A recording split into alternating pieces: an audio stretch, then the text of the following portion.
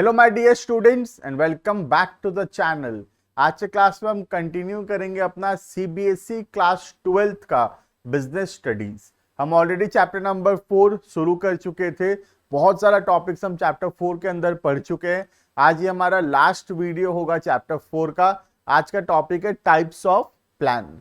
But before we start the video you can check our description में एक app का link है। वहां पे complete videos, notes, practice questions, important questions सब कुछ मिलेगा रिलेटेड टू सीबीएसई एग्जाम्स। तो जरूर से ऐप को डाउनलोड कर लेना। डिस्क्रिप्शन में व्हाट्सएप नंबर भी होगा, एक ग्रुप का लिंक भी होगा, उसको ज्वाइन कर लेना। वहां पे तुमको टाइमली अपडेट्स मिलता रहेगा related to any exam information, any circulars, anything issued by the CBSE. Clear है? स्टार्ट करते हैं वीडियो को। आज का वीडियो है प्लान कौन कौन से टाइप का होता है। ठीक है, देखना प्लान क्या होता है हम ऑलरेडी पढ़ चुके हैं। Plan is a document that outlines how goals are going to be met. कैसे हम अपने ऑब्जेक्टिव्स को अचीव करेंगे, कैसे हम अपने गोल्स को अचीव करेंगे, ये प्लान बताता है। It is a specific action proposed to help the organisation achieve its objective. तो ये हेल्प करता है ऑर्गेनाइजेशन को अपने ऑब्जेक्टिव को अचीव करने में। There may be more than one way and means of reaching a particular goal, but with the help of logical plans objectives of the organisation could be easily achieve. तो एक चीज, कोई भी objective को achieve करने का बहुत multiple वे हो सकता है, बट प्लान हमको सबसे बेस्ट तरीका बताता है अपने ऑब्जेक्टिव्स को अचीव करने का। प्लान्स बेसिकली दो टाइप के होते हैं। वन जो एक बार यूज में आता है, नाम से पता चलता है सिंगल यूज प्लान, और दूसरा एक और पॉइंट इसके नेक्स्ट स्लाइड में पढ़ेंगे हम, स्टैंडिंग प्लान्स, जो कि काफी समय तक यूज में आता है, लंबे समय तक वो काम में आएगा। तो सिंगल यूज प्लान नाम से पता चल रहा है, single use plans are the one time use plan. They are design to achieve a particular goal. एक पर्टिकुलर गोल को अचीव करने के लिए प्लान बनाया गया है, और वंस वो गोल अचीव हो जाता है अब उस प्लान का कोई भी काम नहीं है। Next, they are made to meet the needs of unique situations. The duration और length of single use plan depends upon the activity और goal for which it is made. तो जनरली सिंगल यूज प्लान बहुत short term के लिए होता है, एक particular situation, एक पर्टिकुलर गोल्स को अचीव करने के लिए होता है। And once that particular goal is achieved, उसके बाद सिंगल यूज प्लान का और कोई भी काम नहीं है। ठीक है, तो single use plan are the one time plan made. ठीक है, सेकेंड आता है जो बहुत समय तक यूज में आएगा, नाम है उसका standing plans. Standing plans are also known as, नाम से पता चलता है, repeat use plans. This plan focuses on situations which occur repetitively. जो बार बार जो सिचुएशन अराइज होता है, कॉमन सिचुएशंस है, उसके लिए ये प्लान बनता है।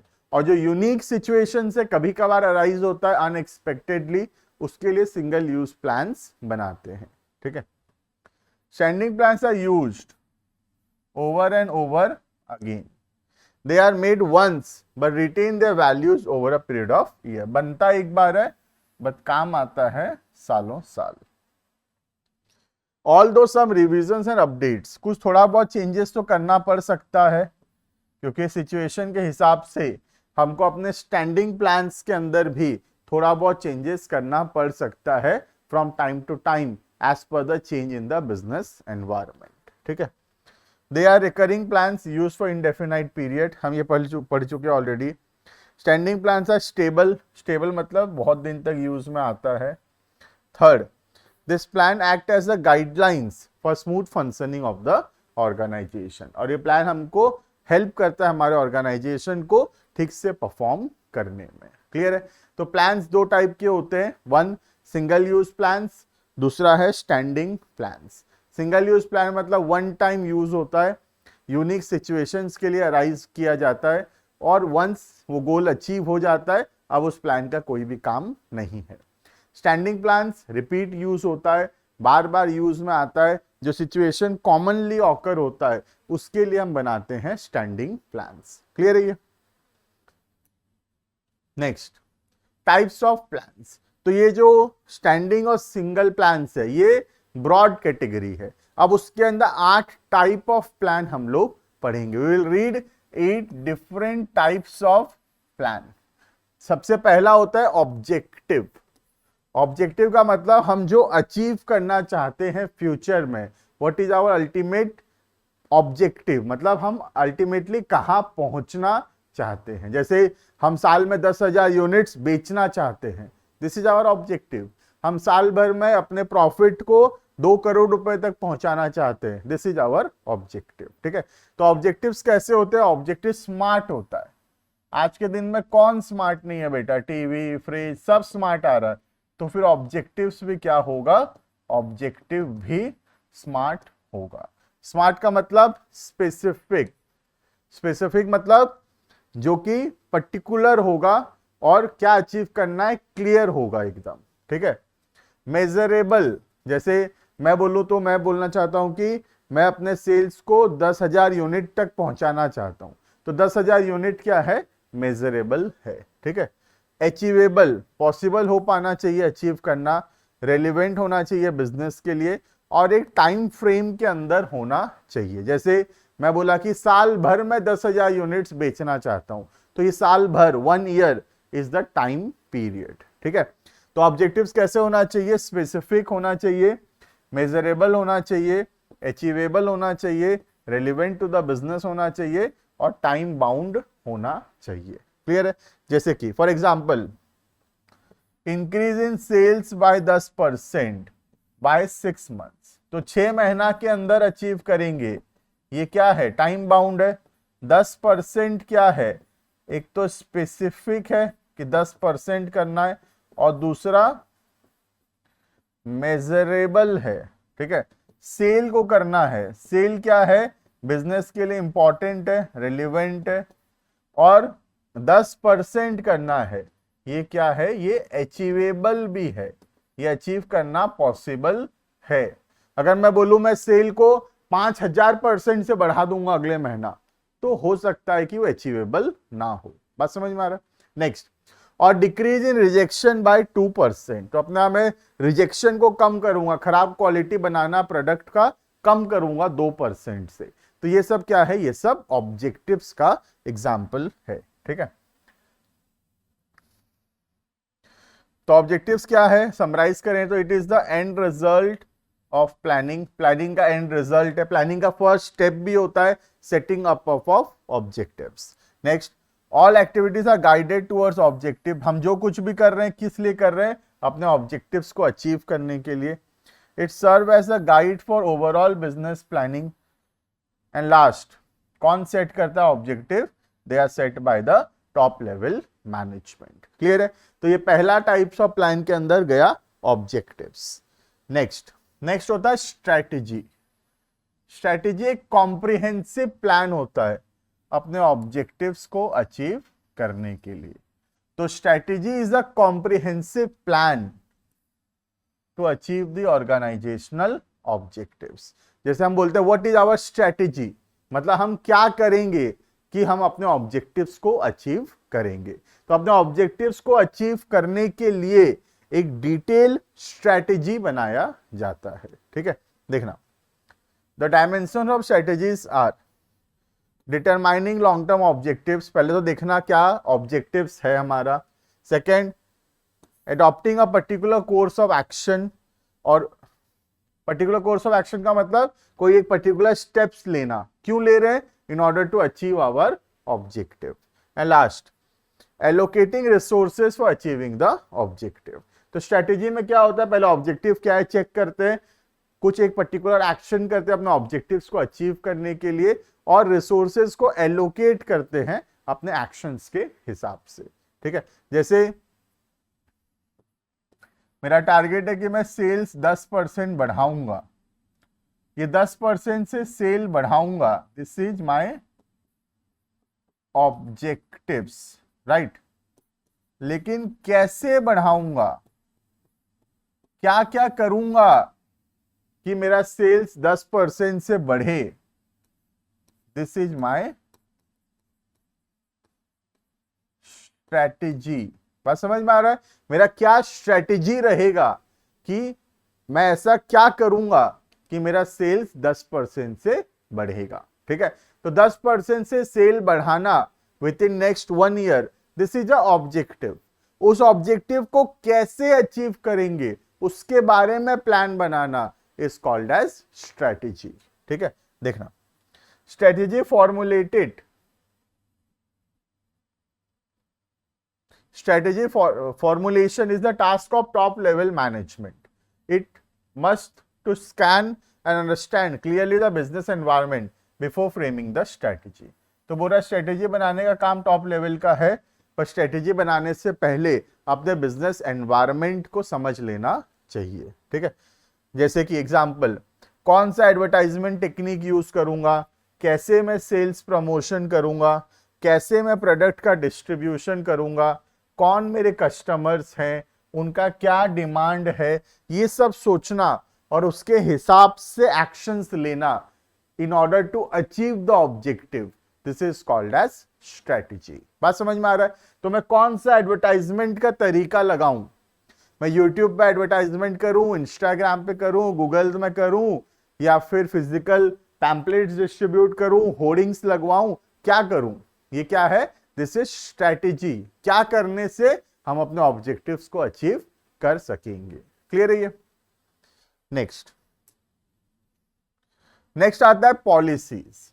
पॉलिसीज एक इंटरनल ऑर्गेनाइजेशन का रेस्पॉन्स है टू अ पर्टिकुलर प्रॉब्लम। कोई एक पर्टिकुलर प्रॉब्लम हो रहा था ऑर्गेनाइजेशन को, और ऑर्गेनाइजेशन उसका एक रेस्पॉन्स बनाया है, that is called as policy. जैसे कई बार लिखा होता है नो क्रेडिट। नो क्रेडिट क्या है? नो क्रेडिट एक पॉलिसी है, मतलब कोई भी पर्सन को हम उधारी नहीं देंगे, हमारा पॉलिसी है। तो पॉलिसी हमारे मर्जी से बनाया जाता है हमारे बिजनेस के लिए।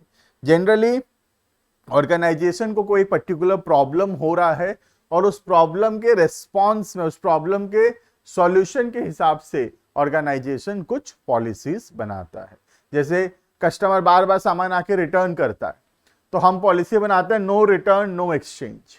तो नो रिटर्न नो एक्सचेंज क्या है? पॉलिसी है। बार बार कस्टमर उधारी मांगता था, तो हम उसका सॉल्यूशन निकाले नो क्रेडिट। तो no credit is also a policy. Clear है ये? देखना, policy can be defined as organisations general response to a particular problem or situation. In simple words, it is the organization's own way of handling the problem. Organization का खुद का तरीका है problem को solve करने का। Policies are made by every level because the manager at every level need to decide or predetermine the way of handling a situation, and policy act as a guide to take decisions in the unexpected situations. तो policy हर एक level of management में बनाया जाता है। Policy हमको help करता है unexpected situations में डिसीजंस लेने का। परचेज पॉलिसी में include from how many suppliers company should purchase, what is the criteria for choosing among the supplier. तो कैसे हम सामान खरीदेंगे, कितने लोगों से खरीदेंगे, कैसे सिलेक्ट करेंगे किससे खरीदना है, ये सब क्या है? पॉलिसी है। और भी पॉलिसी का एग्जांपल है, जैसे no credit is a policy. Make और बाय, खरीदें या बनाएं, this is also a policy. No exchange no bargaining is also a policy. Clear है ये? तो policy is our own way of handling a particular problem.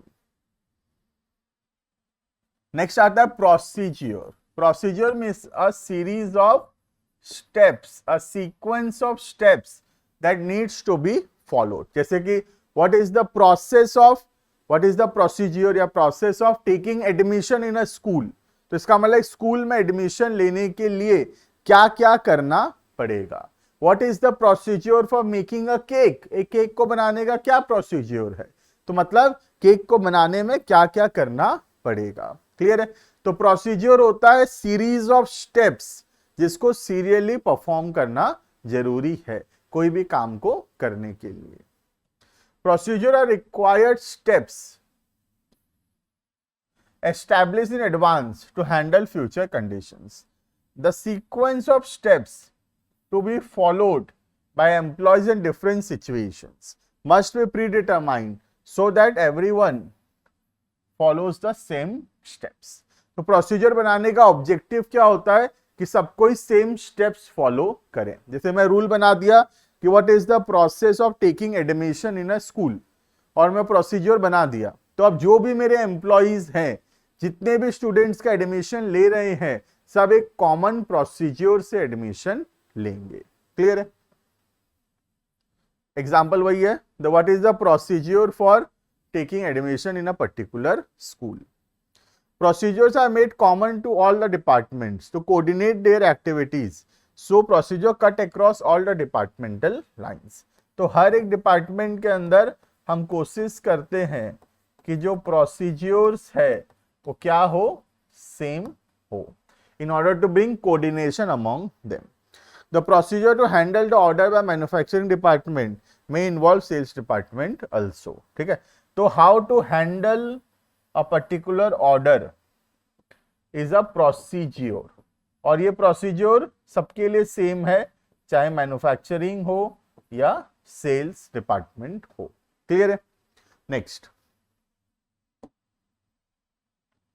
Methods. Methods होता है कोई काम को करने का तरीका. जैसे कोई भी काम को करने का मल्टीपल वे हो सकता है, उसमें से एक बेस्ट वे को सिलेक्ट करना जो कि सबसे ज्यादा टाइम सेविंग हो, कॉस्ट सेविंग हो और सबसे ज्यादा इफेक्टिव हो, उसको बोलते हैं मेथड. जैसे हम पढ़े होंगे अकाउंट्स में, what is the method of charging depreciation. दो मेथड है, जैसे SLM और WDV. तो ये SLM और WDV क्या है? SLM और WDV है method of charging depreciation. Clear है? ये देखना, methods can be defined as formalized or systematic way of doing a job. The manager decide in advance the common way of doing a job. तो एक काम को systematically करने का जो तरीका है, that is method.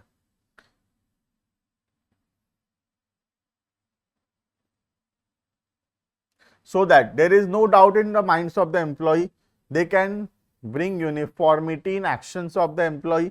एम्प्लॉय का दिमाग में क्लैरिटी रहेगा और सब सेम तरीके से काम को करेंगे, और सबको अगर सेम तरीके से काम को करेंगे, it will bring standardisation and simplification in the work. Method deals with task comprising one step of a procedure and specifies how this step has to be achieved. तो मेथड क्या होता है? जो प्रोसीजर में डिफरेंट स्टेप्स है, हर एक step को कैसे परफॉर्म करना है, that is called as methods. Selection of proper method saves time, money and efforts and increases the efficiency. Clear है? तो कोई भी काम को करने का मल्टीपल मेथड हो सकता है. जैसे मुझे यहां से दिल्ली जाना है, तो दिल्ली जाने का मल्टीपल मेथड्स है. मैं बाय कार जा सकता हूं, बाय ट्रेन जा सकता हूं, बाय फ्लाइट जा सकता हूं. तो मैं इनमें से एक बेस्ट मेथड को सिलेक्ट करूंगा. तो कोई भी काम को करने का मल्टीपल वे हो सकता है, हर एक वे को एक मेथड बोलते हैं, और हम अपने हिसाब से हमारे लिए जो सबसे बेस्ट होगा, हम वो मेथड को सिलेक्ट करेंगे. क्लियर है? Next, rules. रूल्स होता है जनरली स्ट्रिक्ट इन नेचर, जो कि फॉलो करना जरूरी है, नहीं फॉलो करोगे तो पेनल्टीज लगाया जाएगा. Rule spell out specific actions और non actions of the employee. तो क्या काम करना है या क्या काम नहीं करना है, एक रूल बताता है. There is no discretion, optional नहीं होता, रूल को फॉलो करना ही पड़ेगा. There is no discretion allowed in rules, they must be followed strictly. उसको फॉलो करना जरूरी है. And if rules are not followed, then strict actions can be taken against employees who are not disobeying the rules. तो अगर कोई rule को follow नहीं करता है तो कंपनी उसके ऊपर स्ट्रिक्ट एक्शंस लेगा. जैसे हो सकता है रूल नो स्मोकिंग. तो no smoking is a rule, और जो पर्सन उस चीज को नहीं मानेगा उसके ऊपर स्ट्रिक्ट एक्शंस लिया जाएगा. रूल्स बनाया जाता है एनवायरमेंट ऑफ डिसिप्लिन लाने के लिए. एक ऑर्गेनाइजेशन में एक डिसिप्लिन का माहौल लाने के लिए हमेशा रूल्स बनाया जाएगा, और रूल्स ऑप्शनल नहीं होता, रूल्स मैंडेटरी होता है, मतलब रूल्स को फॉलो करना ही पड़ेगा। क्लियर है ये? Next, programmes. Program is a combination of many things. It is a combination of objectives, policy, procedures and rules. सबको मिला के क्या बोलते हैं? Combinedly it is called as program. जैसे हम बोलते हैं what is the program? तो प्रोग्राम क्या है? इसका मतलब प्रोग्राम सब चीज को मिला के बोलते हैं प्रोग्राम। जैसे हम बोलते हैं what is the program of our annual function? Annual function का क्या प्रोग्राम है? तो एनुअल फंक्शन का प्रोग्राम क्या है? इसका मतलब उसमें सब कुछ आ गया, क्या ऑब्जेक्टिव है एनुअल फंक्शन करने का, क्या पॉलिसीज है हमारा, क्या प्रोसीजर्स रहेगा, क्या रूल्स रहेगा, ये सब कुछ। ठीक है, all this plans together form a programme. इन सबको अगर हम मिला देंगे तो उसको हम क्या बोलेंगे? Programmes. The programmes are made to get a systematic working in the organisation. The programme creates relation between policies, procedures and goals. The program are also prepared at different levels. हर लेवल प्रोग्राम बनाता है। जैसे top level programme बनाता है related to primary programme, ठीक है, and then to support the primary programme supportive programmes are made at different levels. ठीक है, तो जो मेन प्रोग्राम है टॉप लेवल बनाता है, और उसको सपोर्ट में जो बाकी प्लान्स होते हैं, बाकी प्रोग्राम्स होते हैं, वो मिडिल और लोअर लेवल बनाएंगे। ठीक है, construction of a shopping mall. एक शॉपिंग मॉल का कंस्ट्रक्शन करना, तो शॉपिंग मॉल का कंस्ट्रक्शन करना इज अ प्रोग्राम। उसके अंदर बहुत सारा चीज आएगा। शॉपिंग मॉल कंस्ट्रक्शन करने का objective, what is the policy, what is the method, what is the procedures, what are the rules, ये सबको मिला के हम क्या बोलेंगे? प्रोग्राम्स। क्लियर है ये?